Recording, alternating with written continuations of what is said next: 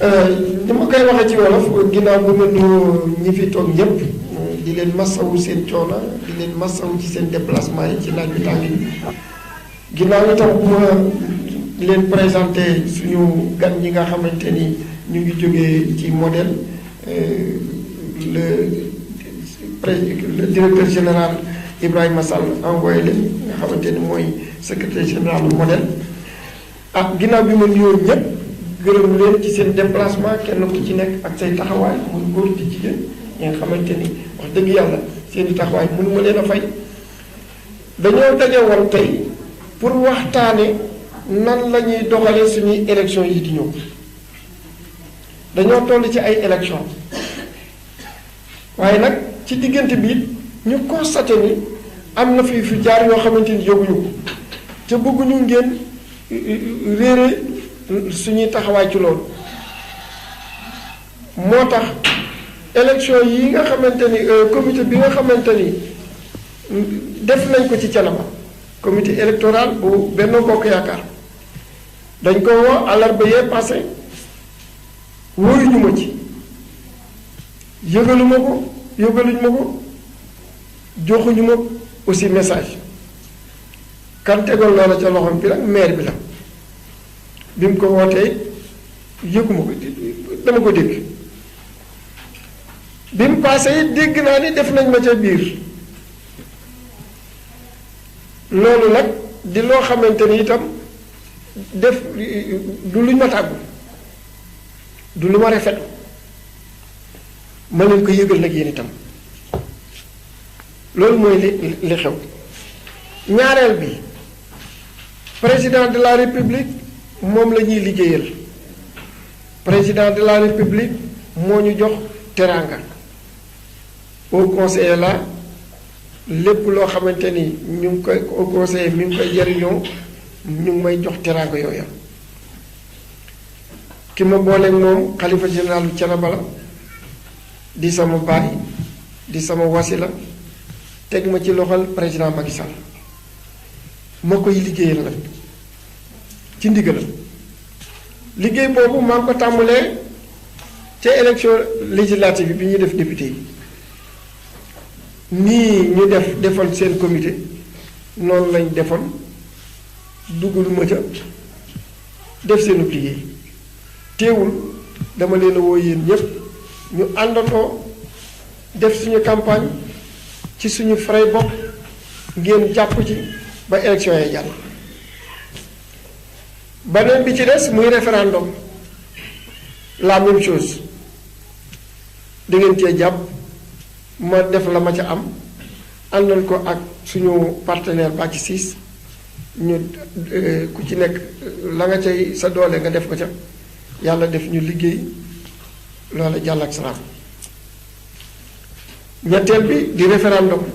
di parrainage bi woor nañ ba ma dikkee ci parrainage bi ca bis ba dañoo wax ni léegi nañu jël joxe fiche yi dëkk bu ñu dem responsable ba fa nekk ñu jël bu Abdou ñu ngi jël bu maire bi jël yeneen ña fa nekk ña fay responsable àndandoo def ko ñu defar ay fiche bëccëg dañ ko waxee ba ma fa jógee ca ngoon nga lañ séddale seeni fiche commencé liggéey wóoyuñu samay responsable waxuñu samay responsable def ko lu war a mat ñaari fan ba ko ñetteel ba laa soo ko commencé moo tax suñu parrainage bi dëkk yu bari ñu tardé fa ndax la ñu waxante woon ba ñu toogee dañ ko liggéeyu loolu yàlla def yéen ñëpp ak seenu njàmbaar ñu jàpp ci ba am naa junniy nit yu ma parrainé ak ñetti téeméer seen booloo boo ko boole 1300 personnes yoo xamante ni jox nañ ma ko déposé naa ko ci référendum yooyu yëpp nag bu amee bii ñëw di élection présidentielle ñu wax ni dañu koy defal comité bi ñu def ko ci Benno Bokk Yaakaar dugal ma ca damay jomb defaat beneen comité électoral damay jomb di xuloo di xangaayoo naan naa def nii naa def naa noonu lay bàyyi ndax président de la république moom la ñuy liggéeyal di ànd di ko liggéeyal nag di leen wax yéen ñi tam kenn ku ci nekk fa nga nekk nga liggéeyal ko na nga jàppe woon nga jàpp ni bañ cee xuloo bañ cee xeex bañ cee ŋaayoo ndax président bi ñu àndandoo liggéeyal ko ci jàmm ak salaam moom lañ ñaan loolu it laa leen di yëgal fi mu ni noonu laa bëgg a doxale ñu ànd ko ci jàmm ak salaam kenn ku ci nekk bis bu commencé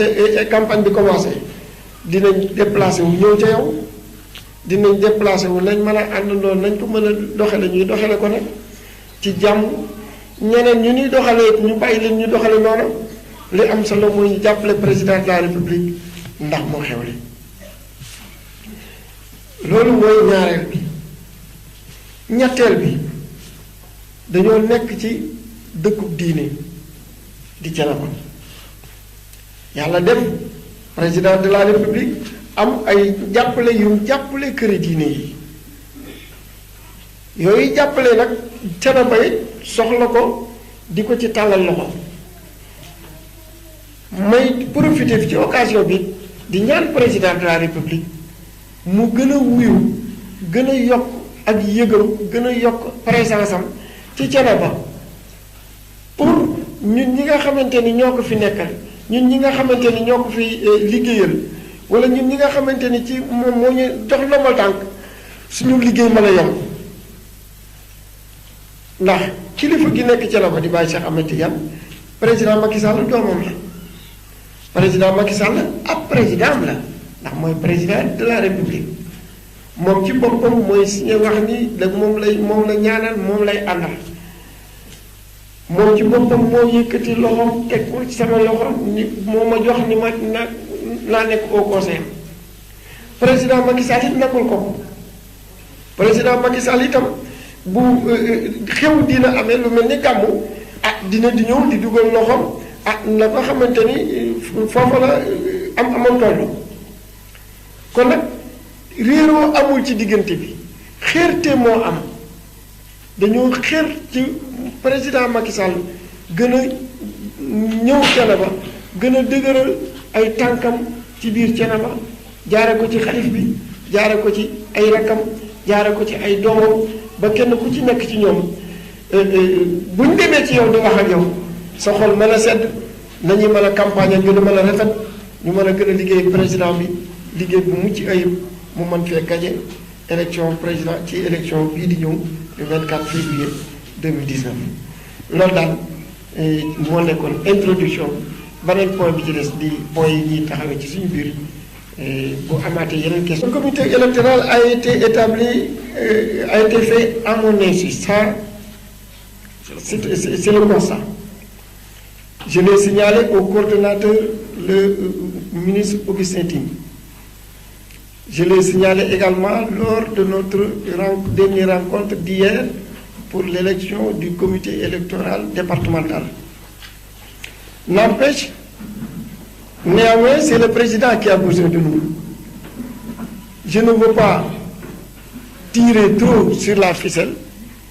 Je vais pas donc faire un comité électoral parallèle. Je vais travailler pour l'élection du président, bien que je ne sois pas invité, bien que je ne sois pas convoqué, mais je vais continuer de travailler comme je l'ai fait lors des élections législatives, avec mes moyens personnels, comme je l'ai fait avec le référendum, avec mes moyens personnels, comme je l'ai fait au parrainage, avec mes moyens personnels. Et le parrainage, j'ai remis une certaine quantité au bureau du parrainage, dirigé par M. Augustin Tine. L'autre partie, je l'ai remis entre les mains de M. Sireja pour la transmission auprès du président Ousmane Tanor Dieng, chargé responsable du parrainage de la région de Thiès. Vous avez parlé de renforcer les liens entre le président Macky Sall et Thiénaba. Y a-t-il des rebondis ou des problèmes? Oui, il y a pas, disons que Thiénaba souhaite un renforcement des liens. Thiénaba souhaite une présence plus visible, du président de la République. Ceci a été signalé lors du Gamou. Et le khalife général, comme ses talibés, ont souhaité le soutien du président de la République, l'augmentation du soutien. Et donc, je demande au président de voir ce côté, de renforcer ces liens. Renforcer signifie, il y avait déjà le lien. Le calife, pour lui, le président de la République est son fils. Le calife, pour lui, le président de la République est le président du Sénégal. Et donc, il soutient le président de la République, il soutient son fils, il nous a demandé de le soutenir et nous continuons de le soutenir. N'empêche, s'il y a des insuffisances, nous demandons à ce que ce gap soit rempli et que le président renforce, revoie avec le khalife général et avec les autres chefs religieux, guides religieux qui sont à Thiénaba pour une meilleure considération, pour nous permettre, nous, représentants du président de la République à travers le Haut Conseil des collectivités territoriales, de mieux faire notre travail de campagne pour son élection de 2019. Ni mu ko waxee noonu la amee président nag dafa baax rek dafa baax du xëccoo du xuloo du sànni xeer du gett ba bi ñu ko defee lu ko jar mu woo leen defal leen lii lépp muy wax war ngeen a xam ni war na mën a naqari ku am xol ku ne war na la mën a naqari nga bokk ci ab liggéey te boole wuñ la ci nga continuer di liggéey rek ndax déglu sa kilifa waaye sa kilifa heure bu àddoo rek dellu si waatal la muñ loo la waat la nga bëggoon a def ak mbaaxam a tax waaye yéen ñetti na ci yéen lool ñun yërëm nañ leen ci lool ndax la war a am bu amoon te am na mu war a amee kon dañu ko doon boole wala ku ñu la boolewul ku nekk nga jàpp sa njàmbur ni man bokkatuma wala fii laay yem waaye sañatu ko lu tax sañatu ko wax na ko kilifaa ko boole ak président de la république mu ànd ak moom mu jox ko ndomb ak tànk xeebu ko mu ci jariñu di leen ci jariñ kon lu ko mën di naqari foofa lay xool waaye xoolul ci ki ko def lii mu ko def ki ko def li mu ko def nag ñépp la ko boole def président nag dafa ànd ak coalition moom dafa ànd ak coalition boobu mu àndal man ci paat boobu laay waxe parce que man bu la mbir mi naqariwul it naqari na ma ba fu mu naqari yam waaye dinaa ci ànd ak yow ci nii nga ko bëggee li tax ma di ci ànd ak yow itam mooy nii nga ko waxe am na loo xamante ni àgguñu ci bis buñ ca àggee dinañu taxaw suñu tànk bi ñu war a taxawe ñu taxawe ko wax ko fii nag am na loo xamante ni li ma ciy bañ rek moo di génnal ëllëg te moom la ñu tàmm di ko def coordonnateur bi nga xamante ni mooy coordonnateur bu Benno Bokk Yaakaar li mu tàmm di ko def mooy heure bu ñu demee ci ay élection ci biir élection yi wala bu élection yi passé mu ni Abdou ñu ngi ak ñi ànd ak moom dañoo def vote sanction moo tax ñu xelal Abdou ñu ngi di ko wooteel sa woote def sa déclaration sant say responsable ak say militants ñu voté carrément bu fekkee ni nag ñi ko war a dégg te war koo gëm à travers la presse la ñu koy déggee ci lañ koy gëmee nañu xam ni loolu la ñu jàpp loolu le président jàpp te loolu la ñuy def mooy on va voter pour le président du dëgg loolu la ñu dëggoon yépp xam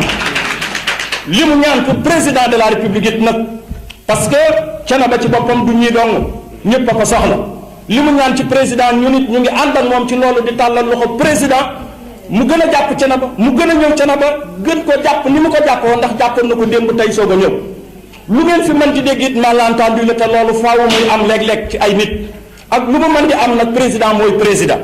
bu ñëwee Thiénaba war na fee ñëw bu ñëwul Thiénaba war na fee ñëw ndax Thiénaba ñu ngi koy xaar te Thiénaba xiif nañ ko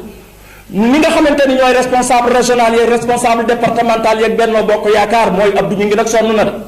sonn nga parce que mënul campagne bu ñëw nga fopp say moyen wala nga jaay sa kër wala nga wut say vide sa compte def ko ci ay élection te du la jox dërëm bu dërëm ñëwee ñoom ñu séddoo ko téye loolu metti na metti na kon maa ngi tàllal loxo bépp responsable APR ak Benno Bokk Yaakaar nañu jàppale Abdou Gningue nañ ko jàppale parce que góor dëgg la nag